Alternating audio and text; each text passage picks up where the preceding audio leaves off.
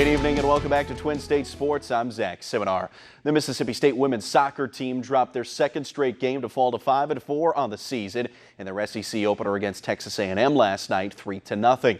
Lady Bulldogs were thoroughly outplayed from the jump. A&M managed to fire off 24 shots to State's 10 and scored all three of their goals in the 14-minute span in the second half. MSU next hosts Ole Miss on Thursday to wrap up a string of 6 straight home games. After winning just 5 times all of last season, Mississippi State volleyball improved to 9-1 on the year with wins over Jackson State and North Florida on Thursday night.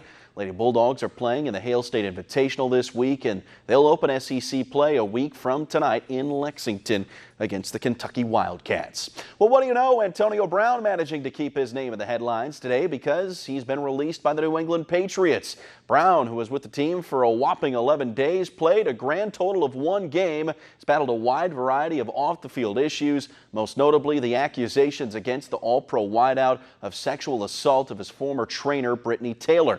Brown caught 4 passes for 56 yards and a score in last week's win over Miami.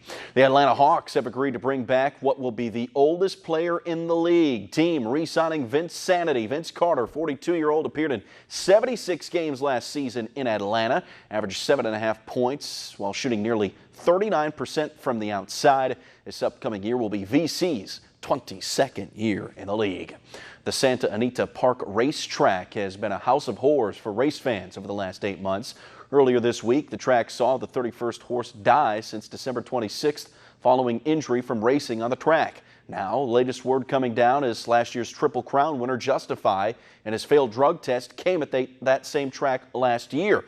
Those test results were reportedly thrown out by the board with no reason given. Animal rights activists met Thursday with the California Horse Racing Board to vent their frustrations.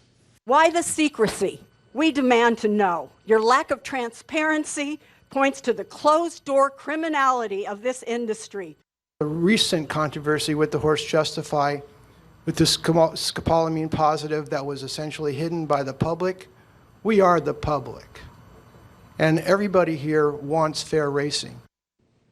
First round of the Monster Energy NASCAR Cup Series playoffs rolls on at Richmond, Virginia this weekend with race number 2 of the 3-race round. Kurt Busch and Eric Jones find themselves in some hot water. They're in the most trouble, while Ryan Newman and Clint Boyer also have plenty of work left to do in these next 2 weeks if they hope to advance.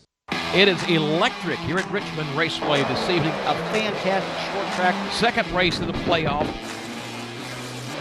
Richmond is one I'm always excited about. It's always been one of my favorite places. Short track racing is a lot of fun for me. I love these tracks in this first round. They're right in my wheelhouse. I think Richmond will be one of my favorite races in these last 10. Richmond's really important for us. It's a place that we know we really have to improve. We're working really hard at it. We're taking a brand new race car. We have a good baseline now to look at. I think we can be a contender there.